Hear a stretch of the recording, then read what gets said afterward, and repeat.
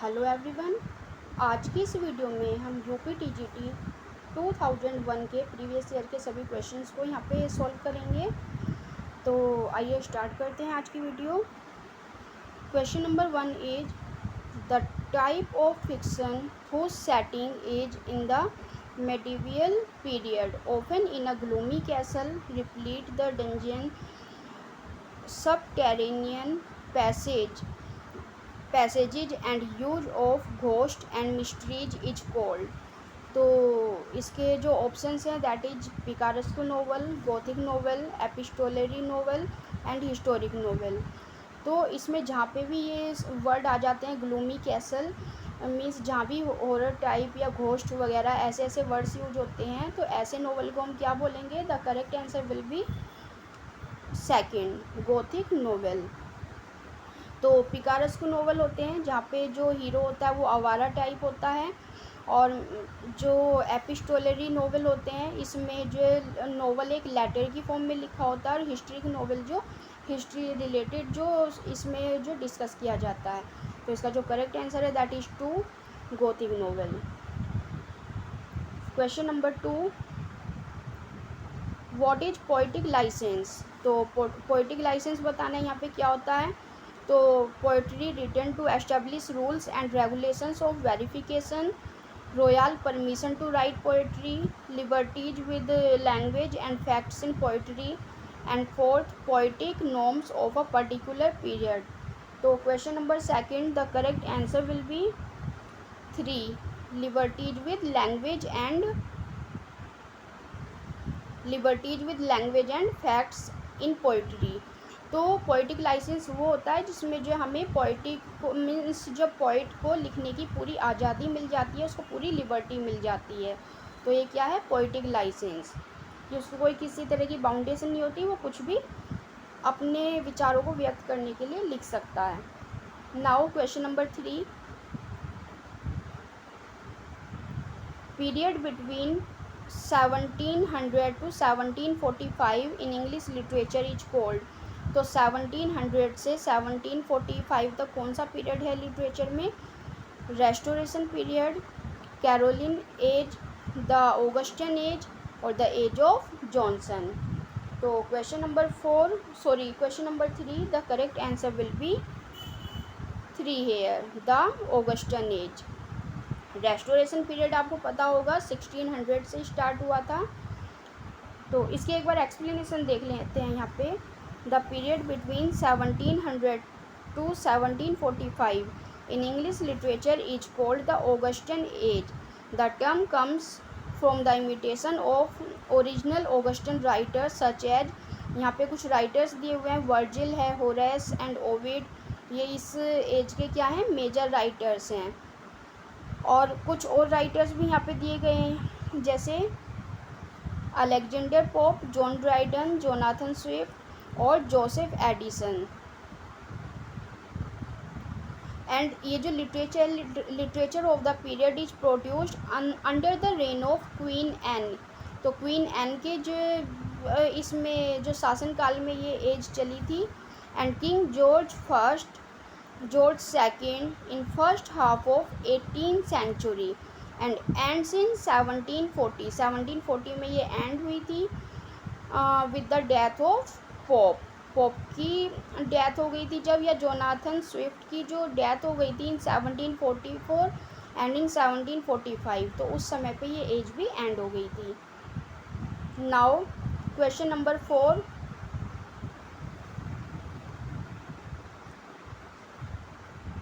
Unbroken flow of thought and awareness in the waking mind is called. तो जो हमारे waking mind means जो हमारे माइंड में जो अवेयरनेस होती है, जो थॉट होती हैं, उसका अनब्रोकन जो फ्लो होता है उसको क्या बोलते हैं?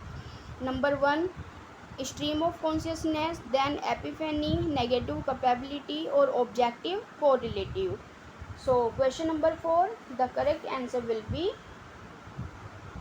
1, stream of consciousness. Now question number 5,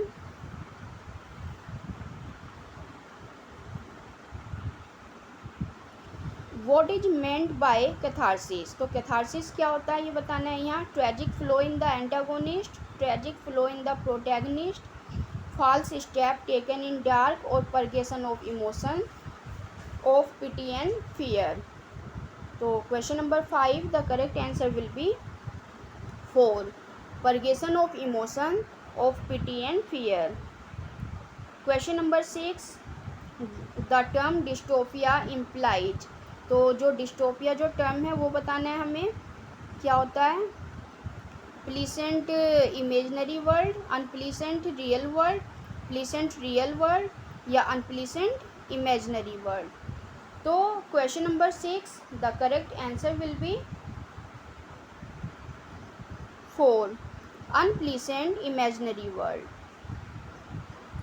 question number 7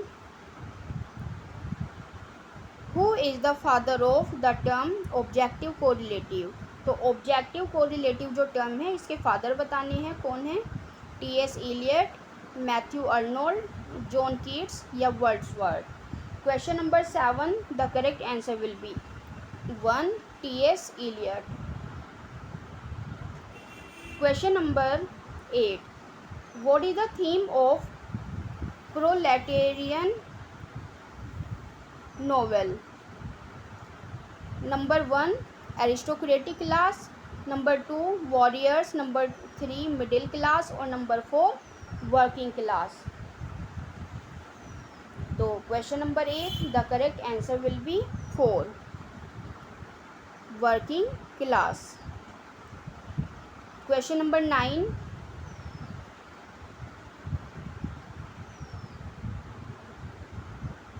a character which remains almost unchanged throughout the story is called, जो पूरी स्टोरी में कैरेक्टर अनचेंज्ड रहता है, उसमें कोई भी किसी तरह के चेंजेस नहीं आते, तो उन कैरेक्टर्स को बताते हैं क्या बोलते हैं।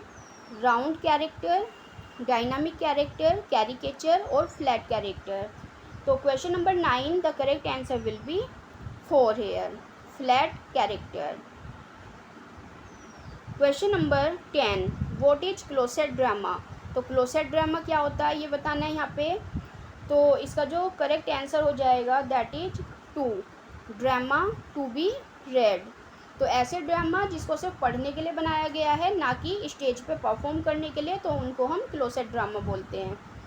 Now question number 11 who is the author of Robinson Crusoe, तो रॉबिन्सन क्रूसो के ऑथर बताने हैं हमें, किसने लिखा है ये। The correct answer will be 1, Daniel Defoe. Question number 12 best works of Shakespeare was done, तो शेक्सपियर के जो बेस्ट वर्क हैं वो कब हुए हैं। The correct answer will be 4, after 1603। Question number 13 Venus and Adonis bye Shakespeare was written in stanza of, तो जो वीनस एंड एडोनिस है वो कितने स्टैंजा में, मीन्स उसके स्टैंजा में कितनी लाइन्स है ये यहाँ पे हमें बताना है। तो 4 लाइन, 6 लाइन, 7 लाइन और 9 लाइन्स। तो इसका जो करेक्ट आंसर हो जाएगा that is 2, 6 lines. Question number 14 which drama of Shakespeare was not included in the first folio, तो शेक्सपियर का जो फर्स्ट फोलियो आया था उसमें कौन से ड्रामा को इंक्लूड नहीं किया गया था। फर्स्ट फोलियो आया था 1623 में और किसके द्वारा, हैमिएज एंड कोंडेल, तो इनके द्वारा ये फर्स्ट फोलियो पब्लिश कराया गया था। और इसका जो करेक्ट आंसर हो जाएगा दैट इज 1, पेरिकल्स, तो इसको इसमें फर्स्ट फोलियो में इंक्लूड नहीं किया गया था। Question number 15 it is believed that Shakespeare was found guilty of dear poaching in the garden of, तो शेक्सपियर को गिल्टी ठहराया गया था, डियर पोचिंग का एक मामला था इन द गार्डन ऑफ, तो बताना है किसके गार्डन में डियर पोचिंग का जो गिल्ट उनको लगाया गया था शेक्सपियर को। तो इसका जो करेक्ट आंसर हो जाएगा that is 3, Thomas Lucy. Question number 16 what is the author of the line, sorry who is the author of the line तो इन लाइन के हमें ऑथर बताने हैं कौन है। Tigers heart wrapped in a players hide about Shakespeare, तो Shakespeare के बारे में ये किसने बोला था। तो the correct answer will B fourth, Robert Greene. तो क्वेश्चन नंबर 17 to 21, तो ये अनसीन पैसेज है, तो इस अनसीन पैसेज को आप अच्छे से पढ़ लीजिए वीडियो को पॉज करके। हम यहाँ से क्वेश्चंस के आंसर देख लेते हैं।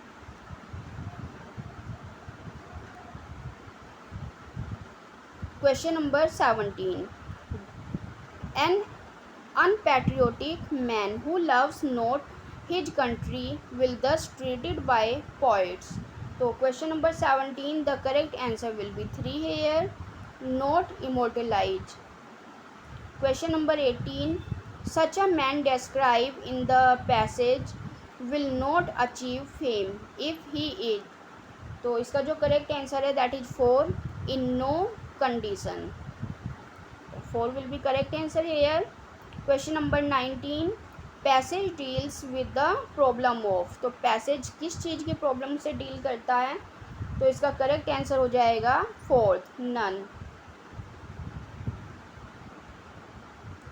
Question number 20, in the passage man is said to die in double sense, तो विच डेथ इज रिपेंटेबल, तो कौन सी डेथ यहाँ पे रिपेंटेबल है। Question number 20, the correct answer will be 2, oblivion. Question number 21, the people who do not love their country are, तो जो people अपनी country को प्यार नहीं करते तो वो बताना है वो क्या है। The correct answer will be 3, very few. Question number 22, तो यहाँ पैसेज ख़त्म हो गया है, फिर से लिटरेचर के क्वेश्चन है यहाँ पे कुछ। Which one of the right chronological order of Shakespeare's major tragedy, तो इसका जो मेजर ट्रेजिडी का जो करेक्ट क्रोनोलॉजिकल ऑर्डर है वो है HOKM, Hamlet, Othello, King Lear and Macbeth. तो देख लेते हैं यहाँ पे कौन सा करेक्ट होगा answer. The correct answer will be 1, Hamlet, Othello, King Lear and Macbeth. Question number 23, who called Shakespeare sweetest Shakespeare fancy child, तो ये कोटेशन किसने दी थी शेक्सपियर के लिए। मिल्टन, कोलरिज, बेन जॉनसन और अर्नोल्ड। तो question number 23, the correct answer will be 1, Milton. Question number 24, from where these lines have been taken, तो यहाँ बताना है कि कौन से वर्क से ये लाइन ली गई हैं और कौन से राइटर ने इनको बोला है। We are such stuff as dreams are made on and our little life is rounded with the sleep, तो ये जो लाइंस बोली गई हैं ये बोली गई हैं टेम्पेस्ट में प्रोस्पेरो के द्वारा। तो इसका करेक्ट आंसर हो जाएगा 4, टेम्पेस्ट प्रोस्पेरो। क्वेश्चन नंबर 25, और ये देखिए ये जो लाइन ली गई थी ये एक्ट 4 सीन 1 से ली गई थी, ये भी लर्न कर सकते हैं। Question number 25, Shakespeare was not of an age but for all the time was uttered by, तो ये बताना है हमें कि किसने बोला है ये। The correct answer will be 3, Ben Jonson. Question number 26,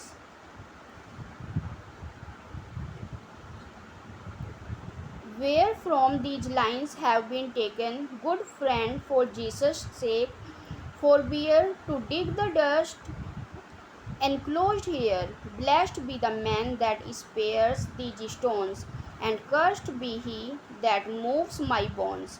तो ये लाइंस बतानी है हमें कहाँ से ली गई हैं, तो इसका जो करेक्ट आंसर है that is 4, Shakespeare tomb stone. तो ये जो लाइंस ली गई हैं ये शेक्सपियर की टॉम्ब से ली गई हैं, तो ये एक एपिथेट है ये जो लाइंस हैं। क्वेश्चन नंबर 27,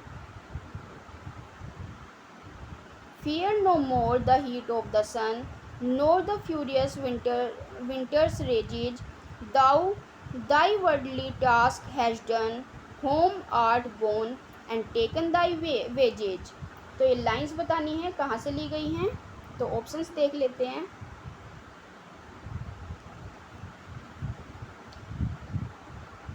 तो इसका जो करेक्ट आंसर हो जाएगा दैट इज 1 सिम्बेलिन। तो ये सिम्बेलिन से ली गई है लाइन, और ये एक्ट 4 सीन 2 से ली गई हैं। क्वेश्चन नंबर, एक बार एक्सप्लेनेशन भी देख लेते हैं यहाँ। The above lines are taken from William Shakespeare's problem play Cymbeline. तो जेनर क्या है इसका, प्रॉब्लम प्ले। ये 4.2 एक्ट में ये लाइन्स बोली गई हैं। These lines are sung over the deceased form of Cloten and Fidele. तो ये जो क्लोटन एंड फिडेल की जो डिसीज फॉर्म थी, मीन्स जहाँ पे वो लड़ाई में ऐसा फील होता है कि जैसे वो मर गए हों, तो वहाँ पे ये लाइंस बोली गई हैं। And this song is sung by Guiderius and Arviragus. तो ये आर्गीरेगस एंड गिडेरियस, ये जो दो कैरेक्टर हैं, ये फिडेल के बचपन में खोए हुए भाई हैं। तो ये इन लाइंस को बोलते हैं। उनको ऐसा लगता है जैसे इमोजिन, जो कि फिडेल के डिस्गाइज करके फिडेल के रूप में घूम रही है, वो मर गई है, तब ये लाइन बोली जाती हैं। The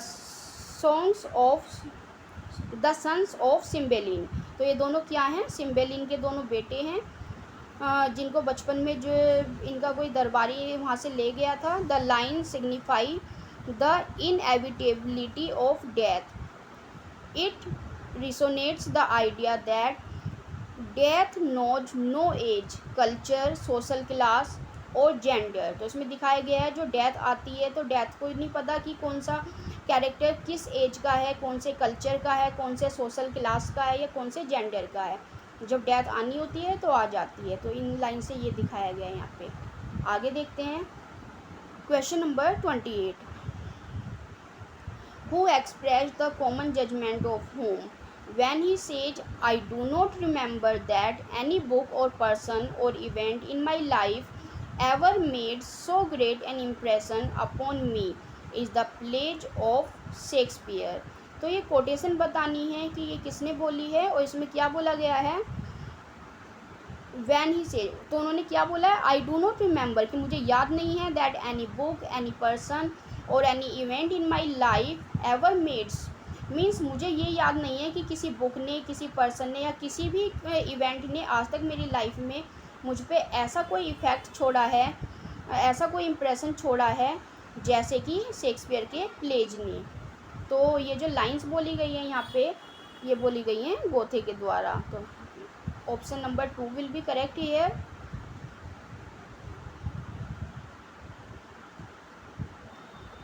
question number 29। Hermia is the character in Shakespeare's. तो हर्मिया कौन से प्ले में कैरेक्टर है। The correct answer will be 1 midsummer night dream.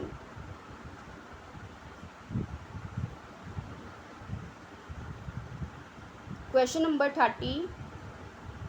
The line this is the noblest Roman of them all is said bye. तो ये line किसने बोली है यहाँ पे हमें बताना है। तो इसका जो करेक्ट आंसर है that is 3 Antony.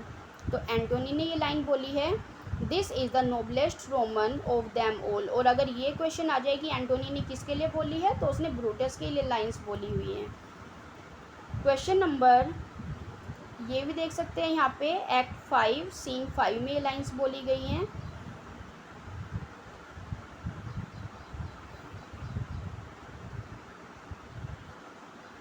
Question number 31। Milton was born in Bread Street London in the year. तो मिल्टन का जो हमें यहाँ डेट ऑफ बर्थ बताना है कि कौन से ईयर में उनका बर्थ हुआ था। तो इसका करेक्ट आंसर हो जाएगा 3 1608। तो मिल्टन का जो डेट ऑफ बर्थ है that is 9 December 1608। Question number 32। John Milton was blinded in the year 16 1652 what other event is peculiar in the year. तो यहाँ बताना है हमें कि जॉन मिल्टन की जो आई साइट है वो 1652 में चली गई थी और वो ब्लाइंड हो गए थे, तो और कौन सा इवेंट था जो इस ईयर में हुआ था। तो इसका जो करेक्ट आंसर है that is 3, his wife dead. तो उनकी जो फर्स्ट वाइफ थी उनसे उनकी जो मैरिज थी वो 1642 में हुई थी और 1652 में उनकी डेथ हो गई थी और इसी ईयर में मिल्टन ब्लाइंड भी हो गए थे। तो 2 इवेंट यहाँ पे इस ईयर में एक साथ हुई थी उनके साथ। Question number 33, Lycidas was written in the memory of. तो लिसिडस किसकी मेमोरी में लिखी गई थी। The correct answer will be 2 here Edward King और ये 1637 में लिखी गई थी। 1638 में इसको पब्लिश करवाया गया था। ये एक इरेगुलर राइम्स में लिखी हुई पोएम है और ये मॉन्स करती है the loss of a virtuous and promising young man a sea about to embark upon a career as a clergyman. तो ये जो इनका दोस्त था ये इन्हीं के साथ इनके साथ कॉलेज में पढ़ता था, जो मतलब पोइट बनना चाहता था और 25 की एज में उसकी डेथ हो गई थी। तो उसके ऊपर ये पोएम लिखी गई है। Question number 34, thy soul was like a star and dwelt apart. तो ये लाइंस कहाँ से ली गई हैं। Question number 3, Wordsworth about Milton. तो ये जो लाइंस हैं ये वर्ड्सवर्थ ने अपनी poem Milton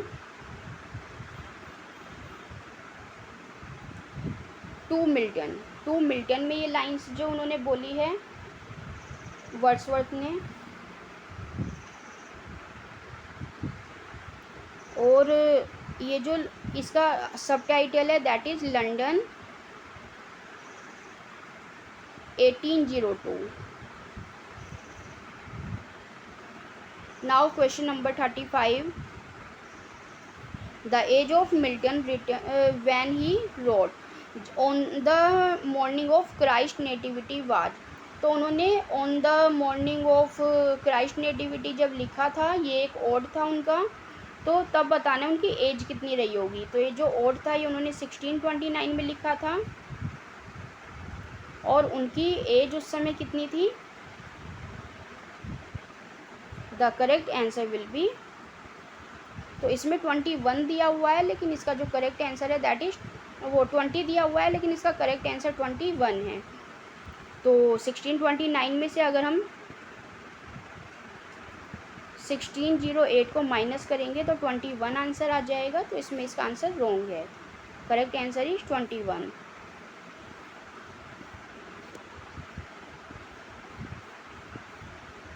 question number 36, when was paradise lost publish. तो पैराडाइज लोस्ट को कब पब्लिश करवाया गया था। 1667 में। तो 1658 में इसको लिखना स्टार्ट किया गया था। 1665 में ये कंप्लीट हो गया था और 1667 में इसको पब्लिश करवाया गया था। और इसका जो सेकंड वर्जन आया था वो 1674 में आया था। इसमें टोटल 12 बुक्स हैं और ओरिजिनल जो इसका वर्जन आया था उसमें टोटल 10 बुक्स थी, जिसको बाद में 12 बुक्स में इसको 2 बुक को डिवाइड करके 12 बुक्स बना दिया गया था। तो इतने फैक्ट्स हमें पता होने चाहिए। Question number 37, theme of Areopagitica. Areopagitica की थीम बतानी है यहाँ पे। तो the correct answer is freedom of press. तो ये जो एरोपैजेटिका है दिस इज अ पैम्पलेट। तो जॉन मिल्टन का लिखा हुआ पैम्पलेट है ये और ये पब्लिश हुआ था 1644 में। और इसका जो जोनर है वो है स्पीच और treatise. This was the speech of mister John Milton for the liberty of unlicensed printing to the parliament of England.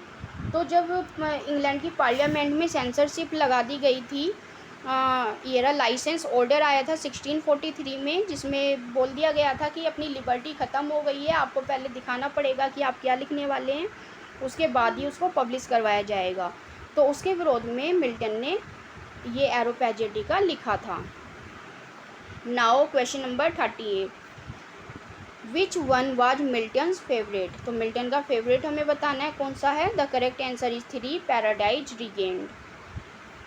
Question number 39, nothing is here for tears, nothing to wail और knock the breast, no weakness, no contempt, dispraised और blame, nothing but well and fair and what may quiet us in death, so noble, where from these lines taken.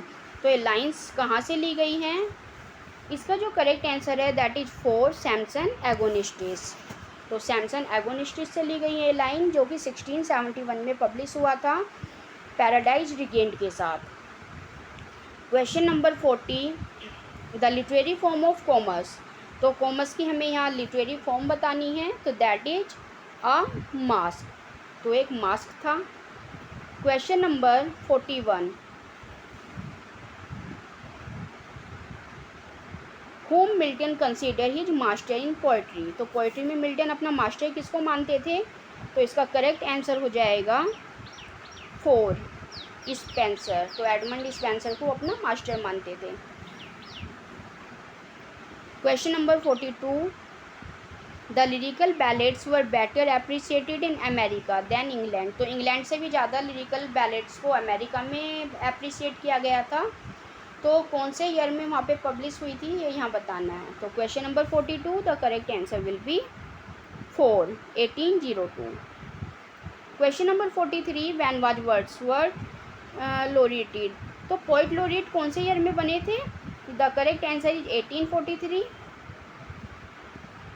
Question number 44, where from these lines have been taken. तो ये line कहाँ से ली गई हैं। Our birth is but a sleep and forgetting, the soul that rises with us, our life's star had elsewhere its setting. तो question number 44, the correct answer will be 2 here, intimation of immortality.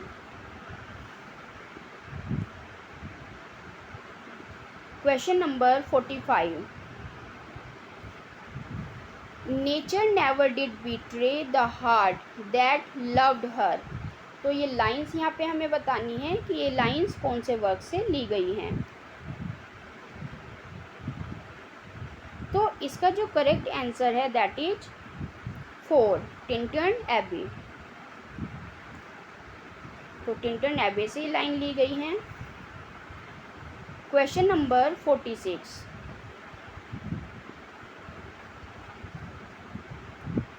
When was the prelude publish. तो prelude कब publish हुआ था। The correct answer will be 4, none, क्योंकि जो prelude था वो 1850 में पब्लिश हुआ था। Question number 47, several of Galsworthy's early novels were written under the pseudonym. तो सिडोनिम बताना है उनको। सिडोनिम क्या होता है, एक इमेजिनरी नेम होता है। तो इसका जो करेक्ट आंसर हो गया that is 3, John Saint John. इसको थोड़ा सा पढ़ लेते हैं जल्दी जल्दी से। Several of Galsworthy's novels were written under a pseudonym of John Saint John. He found law uncongenial and took to writing from the four winds. तो फ्रॉम द फोर विंड्स से 1897 में आया था। That is a collection of short stories and novel, short stories and a novel Jocelyn 1898 में आया था। ये एक नॉवेल है and both published at his own expense, use the name John Saint John. तो ये अपने सिडोनिम से उन्होंने यहाँ पब्लिश करवाई थी और इसका जो भी खर्चा आया था उन्होंने वो खुद दिया था। But later the Island Fairies 1904 was the first book to appear under his own name. 1904 में जो इनका वर्क आया था द आइलैंड फेरीज, ये इनकी पहली बुक थी जो इन्होंने अपने नाम से पब्लिश करवाई थी। Question number 48, the first successful novel of John Galsworthy was. तो फर्स्ट सक्सेसफुल नॉवल थी उनकी द मैन ऑफ प्रॉपर्टी और ये 1906 में इसको पब्लिश करवाया गया था। Question number 49, which novel of Galsworthy is considered to be his masterpiece. तो उनका मास्टरपीस बताना है इनमें से कौन सा है। The correct answer is 4, Indian summer of a Forsyte. Question number 50, which is Galsworthy's first play. तो गैल्सवर्दी का फर्स्ट प्ले बताना है यहाँ पे। The correct answer will be 3, the silver box. और ये 1906 में पब्लिश करवाया गया था। ये क्या है, पावरफुल और बिटर प्ले है। और इसमें जो कैरेक्टर्स हैं वो हैं जेम्स जॉन्स, जिसको गैल्सवर्दी क्रिटिसाइज द ब्रिटिश सोसाइटी। इससे क्या करते हैं, जो गैल्सवर्दी हैं वो क्रिटिसाइज करते हैं ब्रिटिश सोसाइटी को, in which the rich are favoured by law and injustice is done to the poor. तो इसमें क्या दिखाया है कि जो पुअर कैरेक्टर है उसके साथ इनजस्टिस किया जाता है, जबकि जेम्स एक रिच फैमिली में पैदा हुआ लड़का है जिसके साथ वहाँ पे गलती करने के बाद भी उसको कोई भी मतलब सज़ा नहीं सुनाई जाती। Now question number 51, when was John Galsworthy awarded Nobel prize. तो नोबेल प्राइज़ उनको कब मिला, 1932 में। और ये भी आ जाता है कौन से वर्क के लिए मिला, तो फोरसाइट सागा के लिए। और उनकी एज उस समय 64 ईयर थी जब उनको ये अवार्ड मिला था। Question number 52, a dark novel by Galsworthy. इसका हमें जॉनर बताना है यहाँ। The correct answer is 3, a love novel. तो ये एक लव नोवेल है और ये 1913 में पब्लिश कराया गया था इस वर्क को। इसकी थीम देख लेते हैं यहाँ पे। It is the story of one man's love affair. ये एक मैन की जो क्या है लव अफेयर के ऊपर है। A story that also holds the fascination of the world about to be transformed by war. In this love novel, 3 stages of love are shown through 3 seasons. तो 3 सीजन्स के through यहाँ पे 3 stages को दिखाया जाता है प्यार की। और ये 3 सीजन्स हैं। Spring, when everything is new in life so one experience love. Summer, when you are an adult and physically you can do anything, and autumn, when everything is being settled for a while, when you are almost 50. The symbol of the passion is represented by a dark color flower. तो एक dark colour के flower के रूप में जो represent किया गया है पैसन के सिंबल को। whereas a person's reason and other sides of consciousness fail to guide one, and a dark force pushing one takes over. Now question number 53, which drama of Galsworthy with the conflict between capitalist and laborers। तो किसमें capitalist जो पूंजी वर्ग है और labourers जो श्रमिक वर्ग है उनके बीच में कॉन्फ्लिक्ट को दिखाया गया है। तो इसका करेक्ट आंसर हो जाएगा ए, स्ट्राइफ। नाउ अगेन यहाँ पे अनसीन पैसेज दिया हुआ है, इसको आप रीड कर सकते हैं वीडियो को पॉज करके। हम सिर्फ इसके आंसर देख लेते हैं और ये सिर्फ ज़्यादा नहीं है, 5 क्वेश्चंस यहाँ पे दिए हुए हैं इसके।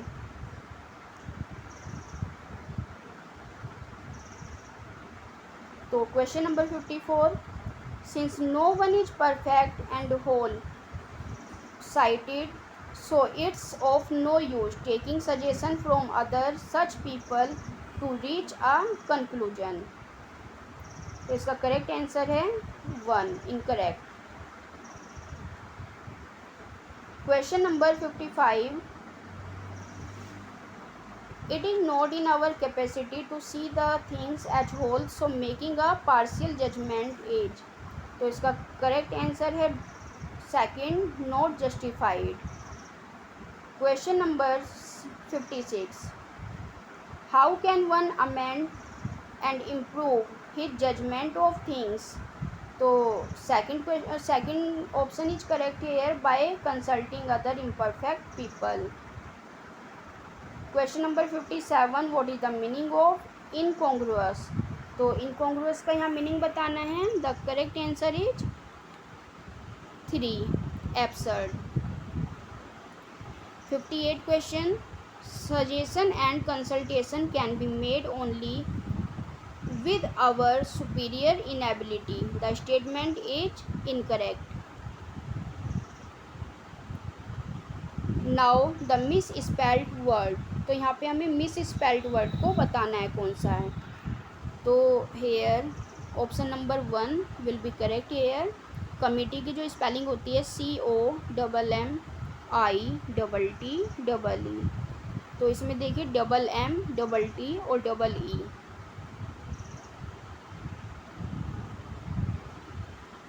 Now question number 60, find the correctly spelled word. तो यहाँ पे करेक्ट स्पेलिंग बतानी है। The correct answer will be 3, haven.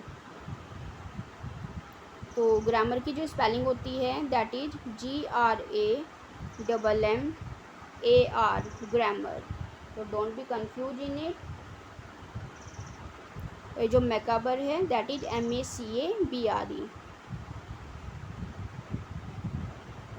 और हेवन HEAVEN।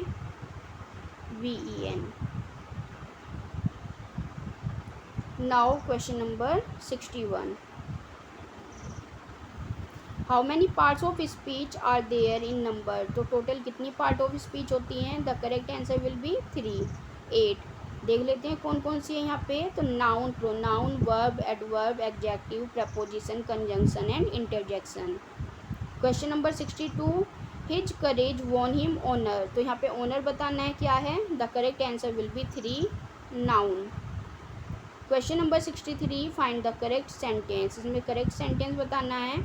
तो the correct sentence will be arms are given to the beggars. तो इस आर्म्स का मतलब होता है भीख, और ये जो आर्म्स होता है इसके साथ हमेशा प्लूरल वर्ब का यूज होता है।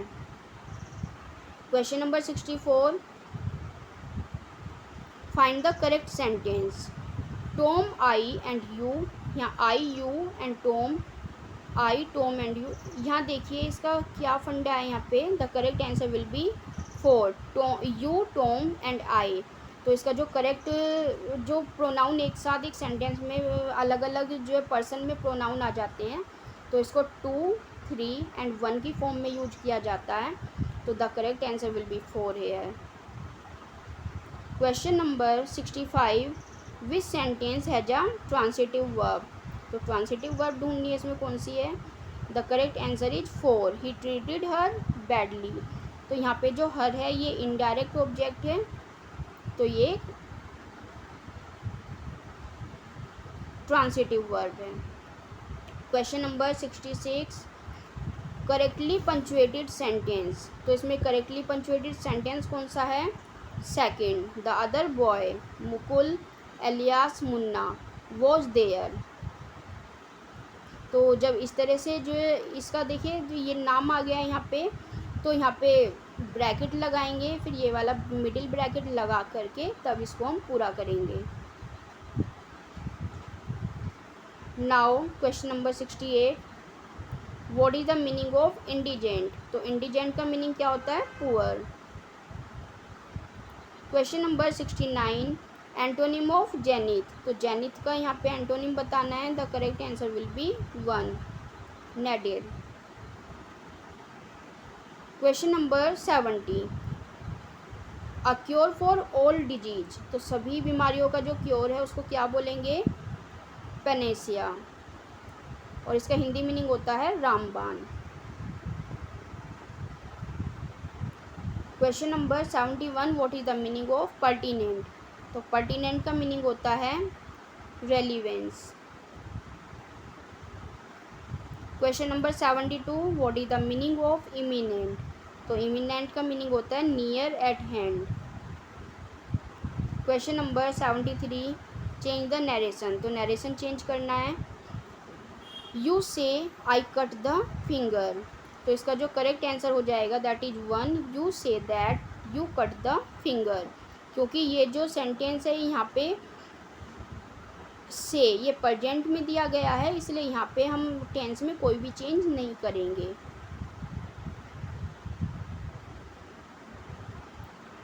Question number 74, which one is correct sentence. तो करेक्ट सेंटेंस बताना है इसमें कौन सा है। तो second question is correct here. तो he said that earth is round, तो option second will be correct here. Question number 75, which sentence is correct. इनमें कौन सा सेंटेंस करेक्ट है। The correct option will be second, the news of the train accident is shocking.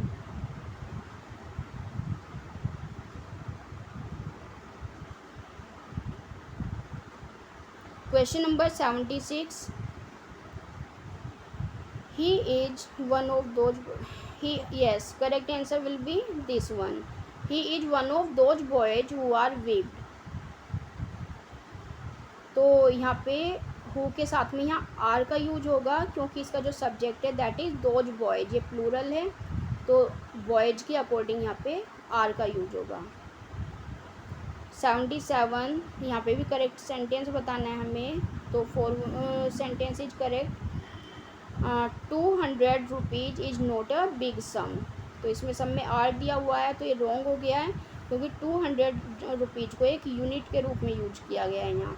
78 question, the correct answer will be 3, the bag together with the books is lost. तो यहाँ पे देखिए, जहाँ पे भी विद का use आ जाता है टुगेदर विद का, तो उसमें हम जो वर्ब का यूज फर्स्ट वाले सब्जेक्ट के अकॉर्डिंग करते हैं, तो बैक के अकॉर्डिंग यहाँ पे इज का यूज होगा। 79 question, in which of the sentence above is used an adverb. तो इनमें से कौन से सेंटेंस में एडवर्ब की तरह अबव का यूज हुआ है। तो the moral law is above the civil, तो यहाँ पे अबव जो है वो प्रेपोजिशन की तरह यूज हो गया है। एनालिसिस द अबव सेंटेंस, यहाँ अबव जो है एग्जेक्टिव की तरह यूज हुआ है। Our blessing come from above, तो यहाँ अबव नाउन की तरह यूज हुआ है, तो इसका जो करेक्ट आंसर हो जाएगा that is 4, the heavens are above. तो ये एडवर्ब ऑफ प्लेस को बता रहा है यहाँ पे, तो correct option will be 4। Question number 80, in which sentence as is use as conjunction. तो एज को कहाँ पे कंजंक्शन की तरह यूज किया गया है। The correct option will be 3, as he was poor I helped him. तो ये एज यहाँ पे क्या है, कंजंक्शन है। Question number 81, pick out the most implying meaning. तो इन जेन्युइनिटी का हमें यहाँ पे सिनोनिम बताना है, तो इसका करेक्ट आंसर हो जाएगा 1, स्किलफुलनेस। 82 क्वेश्चन, चेंज द वॉइस। तो यहाँ वॉइस चेंज करनी है हमें। द न्यूज प्लीज्ड हिम, तो यहाँ पे ऑब्जेक्ट है हमारा हिम, तो इससे शुरू होगा सेंटेंस ही से। सभी यहाँ पे ही से शुरू हैं, तो ही वाज प्लीज्ड। तो प्लीज्ड के साथ हमें देखना है कंजंक्शन कौन सी यूज होती है यहाँ पे, तो इसका जो करेक्ट आंसर हो जाएगा that is 2, he was pleased with the news. तो प्लीज्ड के साथ विद का यूज होगा यहाँ पे। 83 क्वेश्चन, चेंज द वॉइस। तो वी में फिनिश द वर्क सून, तो यहाँ पे ऑब्जेक्ट क्या है, द वर्क, तो द वर्क से शुरू होगा, और इसमें जो वर्ब है मे का यूज होगा, तो the work may be finished soon. Option number 1 will be correct here. 84 question, change the voice. तो यहाँ वॉइस चेंज करनी है। Where did Sita buy the hat, तो इसका जो करेक्ट आंसर हो जाएगा that is 3, where was the hat bought by Sita. और मुझे थोड़ा सा इसमें डाउट है, एक बार देख लेते हैं। Where Sita bought the hat, तो ये तो रॉन्ग हो गया है। फ्रॉम वेयर डिड, अच्छा यहाँ पे फ्रॉम वेयर के साथ में डिड आ गया है, इसलिए ये वाला भी नहीं लिया जाएगा, क्योंकि पैसिव में हम वाज या वर का यूज करते हैं। यहाँ पे where was the hat bought by Sita, तो आई थिंक यहाँ पे फ्रॉम का भी यूज होना चाहिए था, लेकिन इन्होंने नहीं दिया है, तो इट्स ओके। इसका जो करेक्ट आंसर है दैट इज 3।